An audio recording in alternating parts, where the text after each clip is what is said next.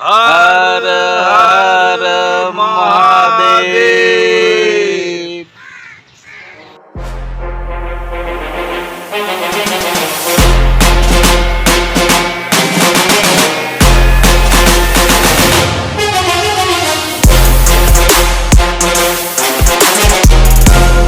কি খাবে তুমি?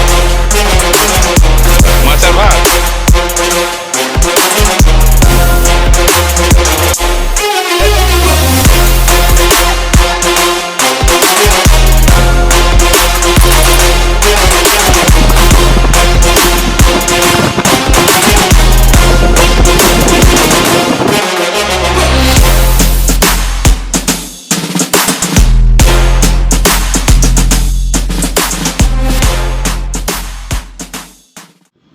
গুড মর্নিং ফ্রেন্ডস, আর একটা নতুন ভিডিও আপনাদের জন্য। আজ 15 আগস্ট, আমরা যাচ্ছি বড়ন্তি। তো আমাদের সার্কিটটা হচ্ছে আজ বড়ন্তি যাব, তারপরে গড়পঞ্চকোট, নেক্সট ডে আমরা বিষ্ণুপুর হয়ে ফিরব। তো চলো, যেখানে বন্ধুরা ওয়েট করছে সেখানে যাই। আমি একা যাচ্ছি না, আমার সাথে আরও কয়েকজন যাচ্ছে। হ্যালো,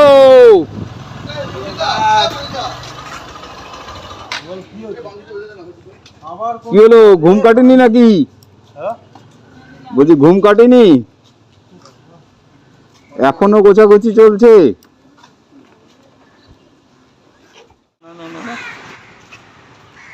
ওম নমঃ পার্বতী পতে, হর হর মহাদেব। সকাল সকাল জ্যাম সাঁতরাগাছির রাস্তায়।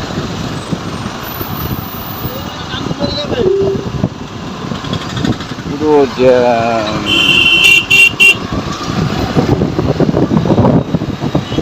সাঁতরাগাছি আসা মানেই টেনশন, জ্যাম দেখে তো মাথা করে যাওয়ার দোকান।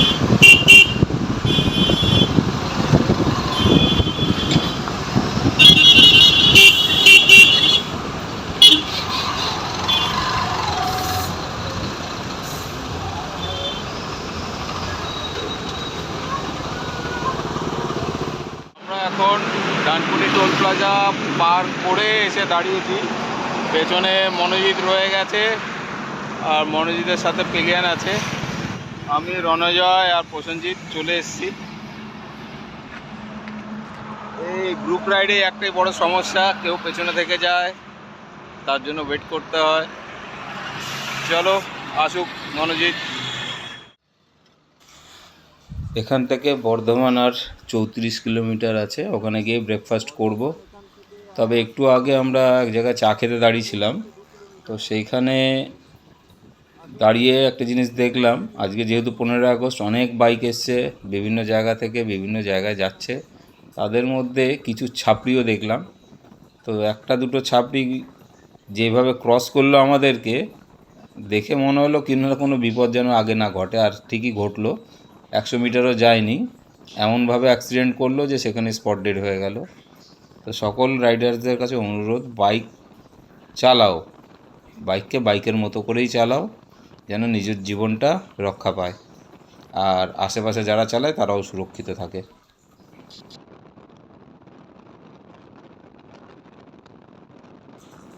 মনটা খুব খারাপ লাগছে বন্ধুরা, রাস্তাঘাটে যে পরিস্থিতি দেখছি। তবে তোমরা যারা বাইক নিয়ে আসবে, তোমরা অবশ্যই সাবধানে চালিও, এটা আমার অনুরোধ। কেননা বাড়িতে বাবা মা ভাই বোন সবাই অপেক্ষা করে, তাই নিজের আনন্দটা কন্ট্রোলে রেখেই বাইকটা চালিও। আর একটা অকপট শিকার হচ্ছে যে আমার কাছে সেরকম অত্যাধুনিক না ক্যামেরা আছে, না অডিও সিস্টেম আছে যে আমি খুব ভালো প্রেজেন্টেশন করব তোমাদের কাছে। তাই আমার কাছে যা সম্বল তাই দিয়েই করি, সেটা হচ্ছে আমার ক্যামেরা, আমার ফোন থেকেই করি। তো একটু কষ্টসিষ্ট করে ভিডিওগুলো দেখো, আর যদি কোনো জায়গা পছন্দ হয় বা রাস্তাঘাট সম্বন্ধে জানার হয়, তোমরা দেখতেই পাচ্ছ, দেখেই বুঝে নেবে। আর চলো শেষ পর্যন্ত থেকো। আর ভালো লাগলে যদি কিছু বলার থাকে তাহলে কিছু নিশ্চয়ই বলো কমেন্টসে। আর কি করলে আরও ভালো হবে, বা আমার কাছে যা আছে তাই দিয়েই কত ভালো কি করা যেতে পারে, যদি কোনো আইডিয়া থাকে কমেন্ট বক্সে অবশ্যই বলো। এখন যেই সিনটা আমার সামনে আছে, এখানে যদি আমার কাছে ওয়াইড অ্যাঙ্গেল ক্যামেরা থাকতো আর ভালো ফিল্টার থাকতো, তাহলে এই ছবিটা সত্যি অসাধারণ একটা ছবি হতো। কেননা মেঘগুলো দেখো কত সুন্দর, তুলো পেঁজা তুলোর মতো ভাসছে, আর নিচে কালো নিচের রাস্তা, দুই সাইডে গ্রিনারি, অসাধারণ একটা ছবি আসতো। খুব আফসোস হয় যে আমার কাছে সেই জিনিস নেই। তো আর যার কাছে নেই তারাই বুঝতে পারে এর কষ্টটা কোথায়। যাই হোক, যা আছে তাই নিয়েই চলি। বর্ধমান বর্ধমান বর্ধমান ক্রস করেছি, ক্রস করে গেছি না ক্রস করে গেছি, এইটা দিয়ে বর্ধমান ক্রস। তো আমরা এখন বর্ধমান ক্রস করে গেছি। আমার সাথে রয়েছে জাম্বুমান। এইসব বলছি তো, কেউ বল না, বলুক না, আমার মুখ খুললে জানে আমি কিছু বলছি না। আমাদের ব্রেকফাস্ট রেডি। শুধু একাই খাচ্ছে, আমাদেরকে এখনো দেয়নি, পেটে ইঁদুর খাচ্ছে। ওকে দাও, বাচ্চাকে দাও। আমরা কি অন্যায় করেছি জানি না। প্রসেনজিৎ পেয়ে গেল, আমি তো লেট করি। চন্দ্রিমা পেয়ে গেল, লেডিস বলে মনোজিৎ, ফিট পেল। আমি আর সাহেব বাকি আছেন। তুমিও পেয়ে গেছো। ব্রেকফাস্ট ঠিক টাইমেই হচ্ছে, বলো? খাওয়াটা টাইম উপরেরটা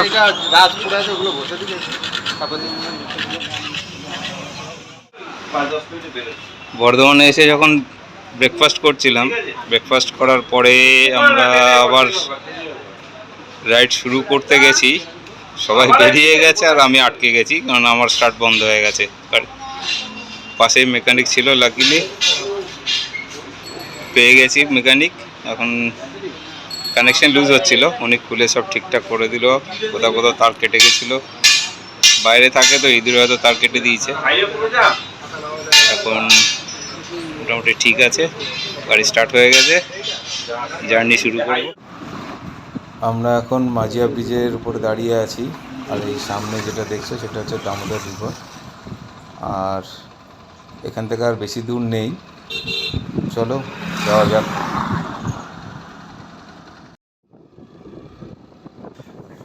এখানে রাস্তার চারিদিকের পরিবেশ কেমন পরিবর্তন হয়ে গেছে দেখো।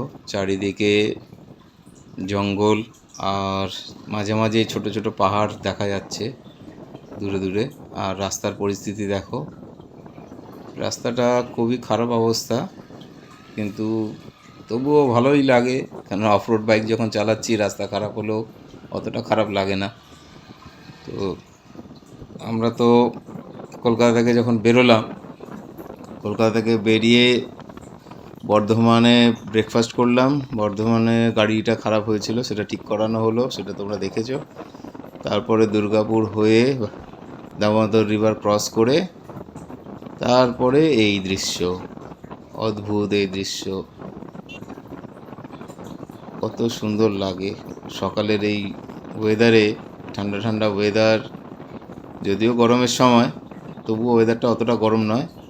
আর চারিদিকে প্রাকৃতিক এই সুন্দর দৃশ্য, কত ভালো লাগে, মনটা যেন কোথায় হারিয়ে যায়।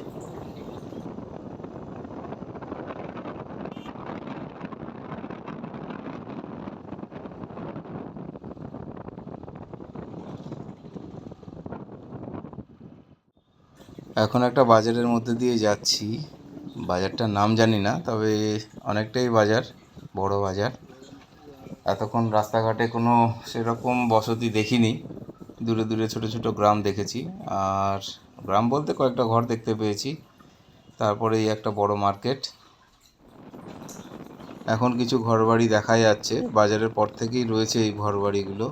আর বিভিন্ন স্ট্রাকচার দেখো, কোনোটা ইটের, মানে টালির বাড়ি, মাটির বাড়ি দু একটা দেখেছি। আর এরকমই এখানকার পরিবেশ। আস্তে আস্তে ঘরবাড়িগুলো কমতে থাকছে, যেহেতু বাজারে কাছাকাছি বাড়িগুলো একটু বেশিই রয়েছে। এবার বাজার থেকে যত দূরে যাচ্ছি, আস্তে আস্তে ঘরবাড়ি কমে যাচ্ছে। আর একদম সোজা রাস্তাটা দেখো কি ভালো লাগছে দেখতে, দুই দিকে সবুজ, আর মাঝখান দিয়ে একটা কালো সরু রাস্তা যেন কোথায় গিয়ে মিলে গেছে। অনুভব করাটাই বড় ব্যাপার। রাস্তাঘাটে যখন আমরা বেরোই, রাস্তাটাকে অনুভব করা, যেই জায়গা দিয়ে যাচ্ছি সেই জায়গাকে অনুভব করা। এখানে কি লেখা আছে? এখানে লেখা আছে পুরুলিয়া 68 কিলোমিটার, রঘুনাথপুর 23 কিলোমিটার, আর আসানসোল 72 কিলোমিটার। চলো, পৌঁছে গেলাম আমরা যেই রিসর্টে স্টে করব সেই রিসর্টের সামনে। এবারে রিসর্টের ভেতরটা দেখাই। মনোজিৎ ফ্যামিলি নিয়ে উপরে রুম নিয়েছে, আর এটা হচ্ছে আমাদের রুম। চলো ভেতরটা দেখি। খোলা আছে, চলো।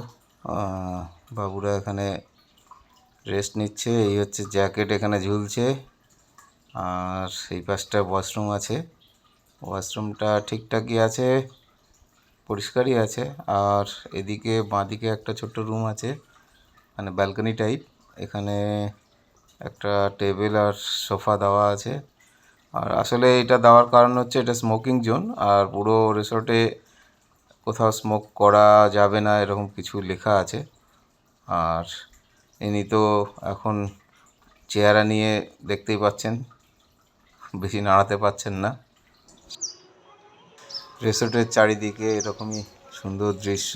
আর আমি যেখানে দাঁড়িয়ে আছি এটা পার্কিং প্লেস, এখানে অনেকটাই জায়গা আছে পার্ক করার। আর এটা হচ্ছে লন, মানে সামনাটা এত সুন্দরভাবে গাছপালা দিয়ে সাজানো, ভালোই লাগছিল। চারিদিকে খোলামেলা, মাঝখানে এই রিসর্টটা। রিসর্ট থেকে বেরিয়েই এই খালটা পড়ে, আর দূরে বরন্তী পাহাড়।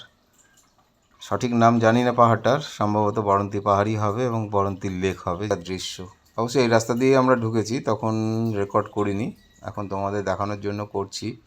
এরকম লাল মাটির রাস্তা, এক সাইডে খাল, আর চারিদিকে সবুজ আর সবুজ। আকাশটা একটু হালকা মেঘলা লাগছে, মনে হয় বৃষ্টি হতে পারে আজকে, তবে খুব সুন্দর লাগছে। ক্যামেরায় তোমাকে অতটা ভালো বোঝাতে পারছি না যতটা সুন্দর বাস্তবে এই আকাশের এই মুহূর্তের দৃশ্য। তো সুন্দর একটা জায়গায় এসছি, যেহেতু আমি প্রথম এসছি তাই আমার কাছে খুবই সুন্দর লাগছে। বরন্তী কলকাতা থেকে খুব একটা দূরে নয়, তোমরা যদি চাও একটা দিন স্পেন্ড করতে তো অনায়াসে আসতে পারো।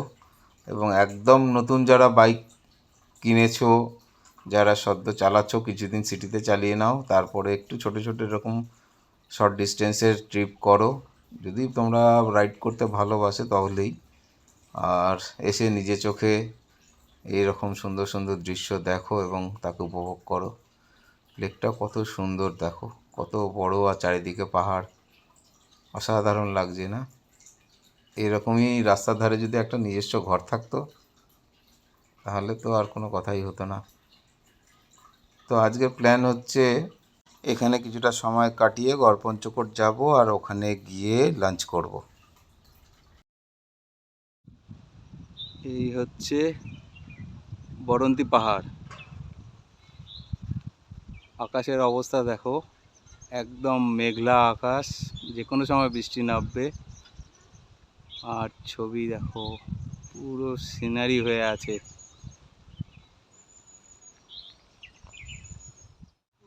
আমাদের এখানে এসে পৌঁছানোর কথা ছিল 11টার সময়, কিন্তু আমরা এসে পৌঁছেছি 1:30টায়। তার কারণ হচ্ছে আজকে 15 আগস্ট, রাস্তায় প্রচুর রাইডাররা বেরিয়েছে, তার মধ্যে প্রচুর ছাত্রীরাও আছে। চোখের সামনে মানে কি বলবো, এত নির্মমভাবে মারা গেল, মানে এমন একটা পরিস্থিতি দেখে এরপরে আর গাড়ি চালানোর মানসিকতা হচ্ছিল না। কেন যে এত বাজেভাবে গাড়ি চালায়, প্রাণটা অঘরে চলে গেল। স্টান্ট করতে করতে শেষ। যাই হোক, একটা ভালো দিন, ভালো মন নিয়ে সবাই বেরিয়েছিলাম। আরেক জায়গায় একটা বাস, পরপর 2-3টে অ্যাক্সিডেন্ট দেখলাম আমরা এখানে আসা পর্যন্ত। তার উপরে আমার গাড়িটাও খারাপ হয়ে গেছিলো, মানে সালফার পড়ে গেছিলো ব্যাটারিতে, কানেকশান আসছিল না, পুরো কোনো মানে মুভমেন্টই নেই গাড়িতে, কোনো কিছুই নেই, চাবি ঘোরালেও কোনো সারা শব্দ নেই। তারপরে ঠেলে ঠুলে নিয়ে গেলাম, দিয়ে কাছাকাছি ছিল, আমার ঠিকঠাক করা হলো, করে তারপরে ওখানে 1 ঘন্টার মতো লেগে গেল। তারপরে এখানে এসে পৌঁছালাম, পৌঁছিয়ে হোটেলে গেলাম, হোটেলে গিয়ে একটু ফ্রেশ হলাম, হয়ে বেরোলাম। এবার যাব একটু গড়পঞ্চকোটের দিকে। তো আমার পেছনে দেখতে পাচ্ছ এই লেকটা, খুব সুন্দর লেক, আর এখানে সানসেটটা দেখার মতো হয়, সানসেটটাও দেখাবো। করন্তি থেকে ঘুরে এসে, এই গড়পঞ্চকোট থেকে ঘুরে এসে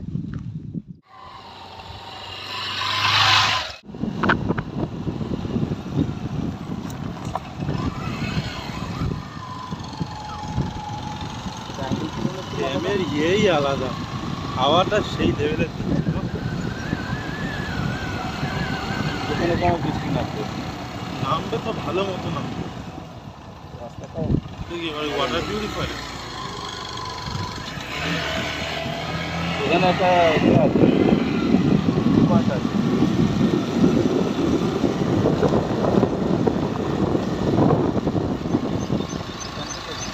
একটা ভিউ পয়েন্ট আছে, মালিকে যে টাওয়ারটা বানিয়ে রেখেছে।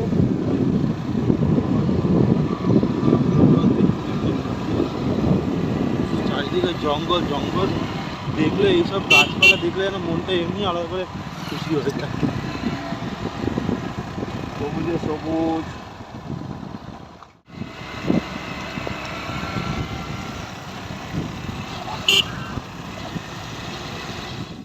যা ভেবেছিলাম বৃষ্টি হবে, আকাশের যা পরিস্থিতি, বৃষ্টিটা হয়ে গেছে অবশ্য আগেই, আমরা এখানে আসার আগেই বৃষ্টি হয়ে গেছে। তো আসার পথে একটা ট্রেন ক্রসিং পড়েছিল, ট্রেন লাইন ক্রসিং, তো ওখানে অনেকক্ষণ দাঁড়িয়ে থাকতে হয়েছিল, তাই অনেকটা সময় লাগলো। ততক্ষণে মনে হয় এদিকটা একটু বৃষ্টি হয়ে গেছে। দেখো বৃষ্টি হওয়াতে মনে হয় সদ্য গাছের পাতাগুলো গজিয়েছে, এত পরিষ্কার লাগছে, কত সুন্দর লাগছে, ঘন সবুজ। বর্ষার সময় অবশ্য ওয়েদারটা এরকমই লাগে, তবে এখনও বর্ষা দেরি আছে। বৃষ্টিকে ফাঁকি দিতে পারলাম না, ধরেই ফেললো। তবে খুব একটা জোরে বৃষ্টি হচ্ছে না, ঝিরিঝিরি বৃষ্টি পড়ছে, আর গরমটা তো ভালোই আছে, তাই ওয়েদারটা খুব ভালোই লাগছে। বৃষ্টি পড়াতে ওয়েদারটা একটু ঠান্ডা হয়েছে। আর সোজা যে পাহাড়টা উঁকি মারছে গাছের ফাঁকে, সেটাই সম্ভবত গড়পঞ্চকোটের পাহাড়। আর ওখানে সেই ঐতিহাসিক কিছু ঘরবাড়ি আর মন্দির আছে।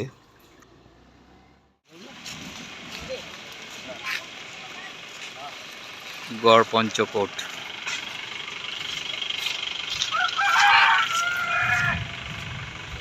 এই মন্দিরটিতে রঘুনাথ শ্রী রামচন্দ্রের পুজো হয়, আর এখানে শ্রী বিষ্ণু এবং শিবেরও পুজো হয়। কত সুন্দর টেরাকোটা কাজ।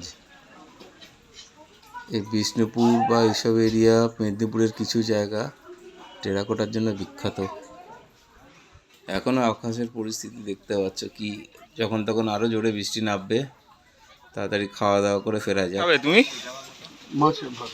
মাছ আর ভাত, মিথ্যে বলেনি কেউ। খুব সুন্দর সানসেট হয় এখানে। খুব তাড়াহুড়ো করে এলাম গড়পঞ্চকোট থেকে সানসেট দেখার জন্য, আর বিশেষত তোমাদেরকেও দেখানোর জন্য। দেখো কত সুন্দর সানসেট হচ্ছে। যত সময় যাচ্ছে আকাশ যেন বিভিন্ন রঙে নিজেকে রাঙাচ্ছে। সো ফ্রেন্ডস, ভিডিও এখানেই শেষ হচ্ছে। আবার দেখা হবে বিষ্ণুপুরে। ততক্ষণ খুব ভালো থাকুন, ভালো রাখুন। জয় গুরু।